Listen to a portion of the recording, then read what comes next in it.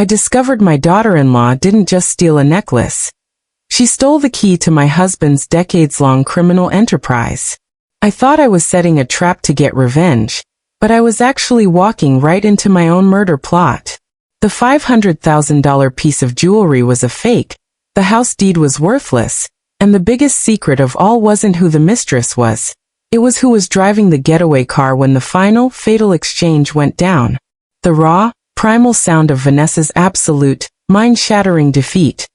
Her last scream of terror as the monumental truth of the $$500,000 fake necklace, the worthless deed, and the lethal exchange finally registered, still echoed in the chilling pre-dawn silence of the house, a terrifying, final testament to the completion of my devastating plan. I watched her frantic shadow disappear down the street, clutching the fake deed and the silver letter opener. The very instrument of her orchestrated demise, the final sacrificial lamb required to sever Michael's tie to his father's criminal underworld. There was no triumph in the silence, only the cold, unyielding certainty of a mother's ultimate, unforgivable act of protection.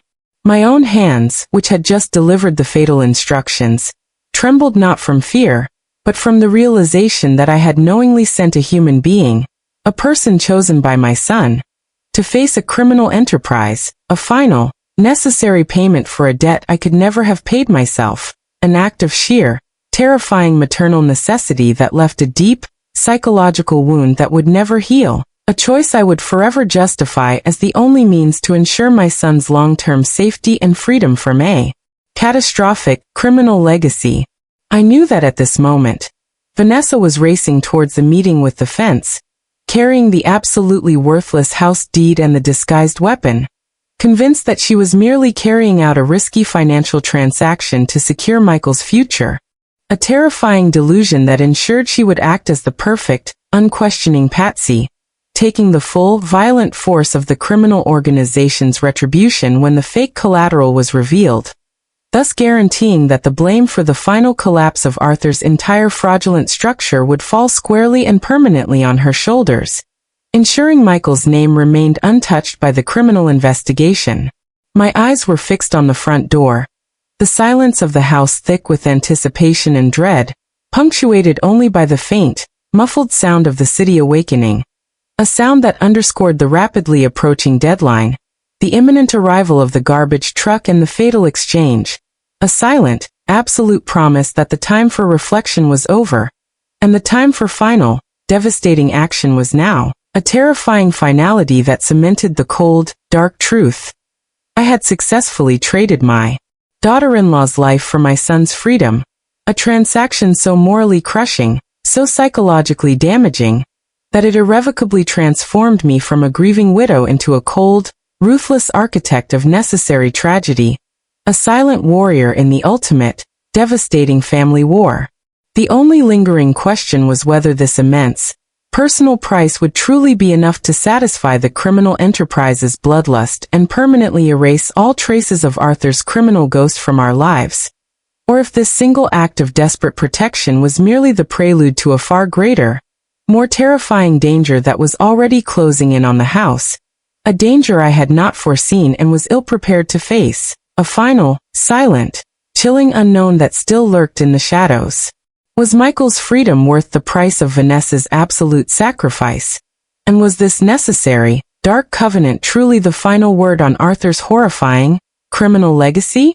I pulled myself away from the window, the image of Vanessa's terrified sprint burning into my memory, and walked toward the wall safe, the final act of this devastating domestic war now requiring absolute confirmation of Arthur's ultimate, layered deceit.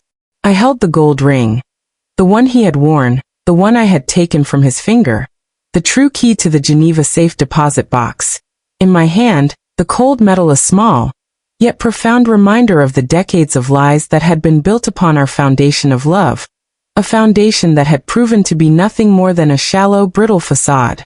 I entered the code, the familiar sequence, a cruel, final piece of intimacy with the man who had betrayed me so completely, and the wall safe hissed open, revealing not a trove of wealth or a final, loving letter, but a shocking, absolute emptiness, a cold, sterile void that perfectly mirrored the financial and emotional vacuum Arthur had left behind, a final, chilling testimony to his commitment to fraud and the utter worthlessness of the entire, elaborate financial structure he had built on a foundation of criminal debt. The emptiness confirmed my deepest, most terrifying suspicion.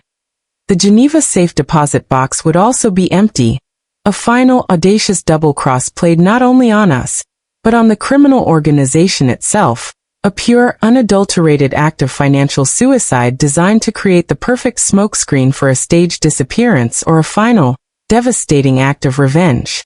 However, as my eyes scanned the pristine, bare steel of the safe's inner door, I noticed it, a small, almost invisible scratch mark, a tiny faint imperfection near the hinge, a mark too fine to be caused by rough handling, too recent to be part of the safe's original design, a minuscule, yet profoundly significant detail that instantly flagged in my mind as a piece of evidence, a silent witness to a clandestine visit that had occurred before Vanessa's frantic search, a visit by someone who knew the code, someone who had accessed the safe very recently and very discreetly. The scratch mark, a subtle displacement of the metal, suggested a deliberate, focused action, perhaps the careful, secretive retrieval of a piece of paper or a tiny, hidden object that Arthur had stashed away, an object that was far more important than the fake necklace or the worthless deed. A final piece of the puzzle that he had hidden from everyone, even me. The realization that there was an unseen hand already operating within the immediate vicinity of the safe, an accomplice or a secret player who was actively involved in Arthur's final scheme, and who had preempted my own discovery, sent a cold wave of paralyzing fear through me, completely unraveling my sense of complete control. This new revelation transformed the entire situation from a simple act of revenge against Vanessa into a high-stakes confrontation with a hidden, powerful enemy who was still lurking in the shadows, an enemy who knew exactly what Arthur had been planning, and who was now observing my every move, forcing me to confront the terrifying possibility that my entire, meticulously executed plan to protect Michael was merely the second act of a much larger, more dangerous criminal plot that had been meticulously designed to end with my elimination, not Vanessa's, a devastating, final twist that made the blood run cold in my veins. Who left the fresh scratch mark on the safe? What did they take? And was this final, hidden player now watching me, waiting for me to make the ultimate, fatal mistake by using the gold ring? The unnerving discovery of the fresh scratch mark on the safe, an undeniable signal that Arthur's final machinations were being actively managed by an unseen accomplice operating independently of Vanessa's petty greed, immediately galvanized my fear into a renewed, laser-like focus on finding the source of this betrayal. I ran my fingers along the scratched area, my senses heightened by the terrifying proximity of this unknown enemy, and felt a minuscule, almost imperceptible sliver of material, a fragment of what felt like extremely thin paper or film, lodged deep within the scratch, a tiny, accidental self-betrayal left behind by the intruder. With trembling hands, I retrieved the minute fragment and saw what it was, a piece of microfilm, expertly disguised and compressed, clearly designed to be a final, absolute insurance policy that Arthur had intended for a specific, trusted recipient. A recipient who was now actively participating in the execution of his will. Using the harsh overhead light and a jeweler's loupe that Arthur kept hidden in a nearby drawer, I painstakingly examined the film, the minuscule, compressed text slowly, painfully resolving itself into a horrifying, final document. It was a notarized will, entirely superseding all previous documents, dated and signed after his supposed illness, and most damningly, not in Arthur's handwriting, but in the elegant, distinctive script of Desiree. The contents of this final will were an absolute financial and emotional catastrophe, a complete and total reversal of everything I had been fighting for. It completely disinherited Michael and me, transferring all of Arthur's known and unknown assets, including the house which I now knew was worthless, and the entire offshore account which was empty, to Vanessa, but with one final, horrific, devastating condition, a twist that proved my ultimate, crushing failure. The will explicitly stipulated that the entire inheritance was legally contingent upon my own physical disappearance within 24 hours of the Geneva safe deposit box being opened, effectively turning Vanessa's inheritance into a bounty on my head, a final, cold-blooded act of calculated murder orchestrated by my late husband and his criminal accomplice. The stunning realization that my entire revenge plan, the sacrifice of Vanessa to protect Michael, had merely been the execution of Arthur and Desiree's final, joint plot, a plot designed to eliminate me entirely, the real obstacle to their criminal wealth, completely shattered my capacity for action, leaving me paralyzed by the sheer, audacious horror of the betrayal. I had successfully framed my daughter-in-law for a financial crime, only to discover that I was the true target of a cold-blooded murder plot. A horrifying, final twist that demanded immediate, absolute, and impossible action. The only way to stop the plot was to stop the deed exchange, to save Vanessa, and to ensure that the Geneva box, and thus, the ticking clock on my life, was never opened, a near impossible task that required me to race against time, the criminal organization, and the very woman I had just sent to her death. Did Arthur fake his death to activate this murder plot? And was I already too late to save myself and stop the chain reaction I had so ruthlessly set in motion? The cold, hard weight of the microfilmed will in my hand, the damning evidence of a joint murder plot orchestrated by my late husband and the criminal boss Desiree, sent a final, devastating shockwave through my system, replacing the vestiges of my maternal grief and focused rage with a sheer, paralyzing terror for my own survival. I was no longer a strategist. I was a marked woman, and my every move had been anticipated and manipulated by Arthur from beyond the grave. The immediate, terrifying priority was the gold ring, the true key to the Geneva safe deposit box, the instrument that, once used, would start the 24-hour clock on my life. I had to prevent that box from being opened at all costs.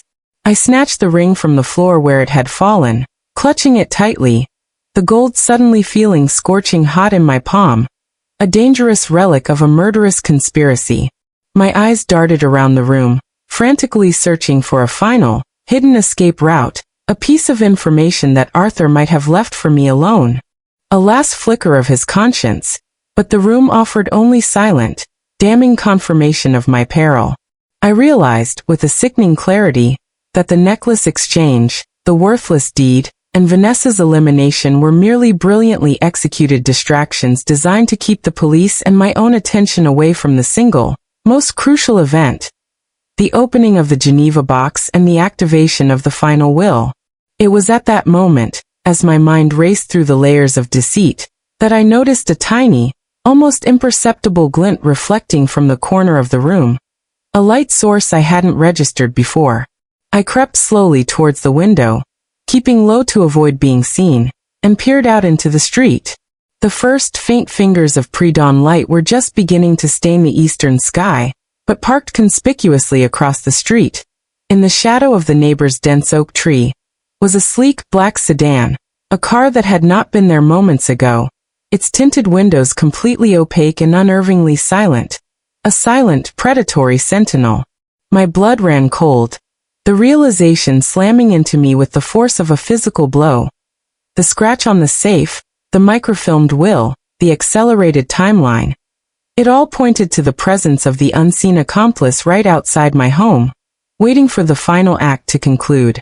My heart pounded a frantic, terrified rhythm against my ribs as I strained to see into the car's interior, and then, a horrifying, undeniable detail resolved itself in the dim light.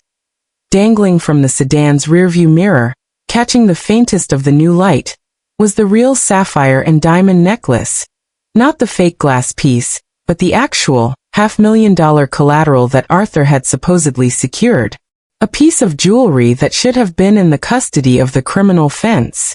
The sheer, shocking realization that the fence was merely a part of Desiree's operation, that the entire exchange was a choreographed trap, and that the criminal organization's boss was sitting directly outside my house, watching me, ready to ensure my disappearance upon the safe deposit box's opening, completely froze me in place. The ultimate betrayal was complete. I was entirely, irrevocably trapped, and the only person who could save me was the one I had just sent to her death. Was the person in the black sedan Desiree herself? And had Arthur's death been nothing more than a meticulously staged exit to ensure his own survival and his wife's demise? The sight of the real, massive sapphire necklace, the genuine $500,000 collateral I thought was a fake, dangling like a macabre trophy from the rearview mirror of the black sedan parked directly across the street, completely shattered the last vestiges of my self-control. It wasn't just proof that I was trapped. It was the horrifying realization that my entire, calculated revenge was built on a series of nested lies, and that Arthur and Desiree had anticipated and manipulated my every move, even the decision to send Vanessa with the fake deed, the fake collateral, the fake deed, the letter opener as a weapon. All were meticulously choreographed steps to ensure I was implicated in a grand, final failure, a setup for my own demise. The person in that car, the criminal boss, was waiting for the clock to start ticking, waiting for the sound of the Geneva vault to announce my legal elimination. I knew, with a terrifying certainty that settled deep in my bones, that the only thing keeping me alive was the fact that the gold ring was still in my hand, and the Geneva safe deposit box remained unopened. I had to act, not for revenge, but for immediate survival, and the impossible realization hit me. I had to save Vanessa. She was the only person who could expose the operation from the outside. The only one who could stop the exchange before the criminal organization eliminated her, and then came for me. I lunged for the phone, my fingers fumbling with the keys, desperately trying to dial my son Michael's number, a final, desperate act of honesty and maternal love, the need to warn him of his father's true, criminal nature now outweighing the desire to protect him from the painful truth. But before the call could connect, the faint, menacing sound of an engine starting cut through the pre-dawn air. The black sedan across the street, the one with the real sapphire, slowly, deliberately began to move. Its occupants clearly finished waiting, its headlights cutting through the dimness with a cold, predatory gleam. They weren't waiting for the box to open. They were coming for the final physical step of the plan. A single small, but devastating detail caught my eye as the car pulled away, turning the corner. The driver, momentarily visible in the turning light, wasn't the sophisticated, elegant woman I knew as Desiree, the supposed criminal boss. It was Michael, my own son, my loving, devoted, seemingly innocent Michael, his face cold, hard, and entirely devoid of emotion, the gold ring, the true key, already gone from my grasp, its disappearance now fully explained. He wasn't a pawn. He was the mastermind, the final, devastating, absolute betrayer. The one who left the scratch.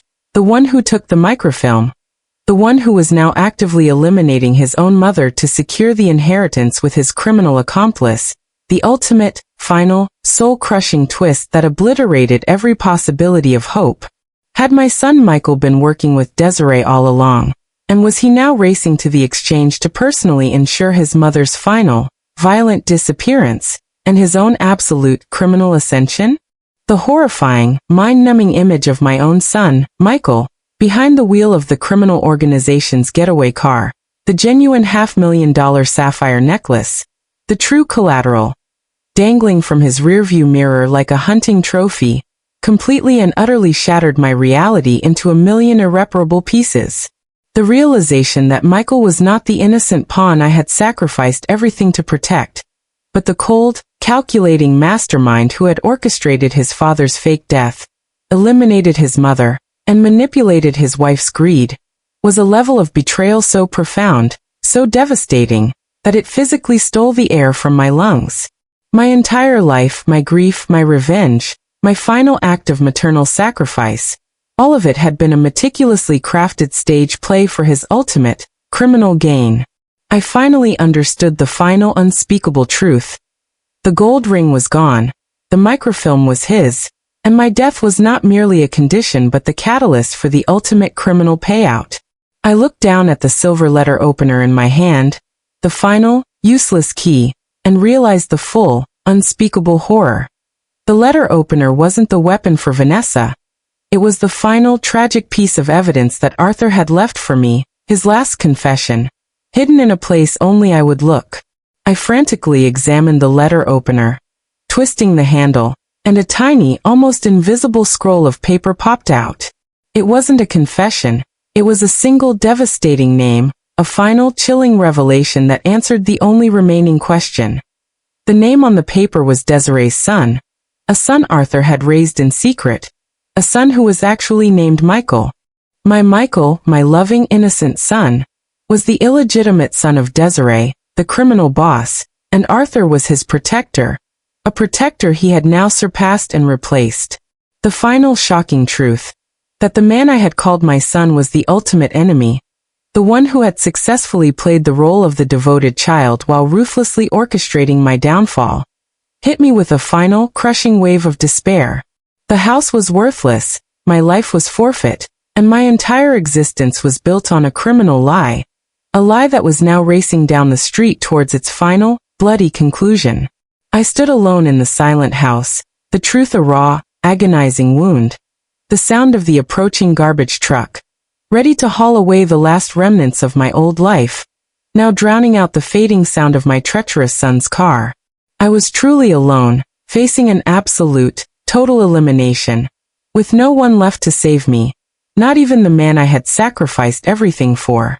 Will I confront my treacherous son Michael, before he completes the fatal exchange with Vanessa? And is there any final, hidden evidence that can expose his criminal double-cross and save both our lives before the criminal organization's trap finally closes?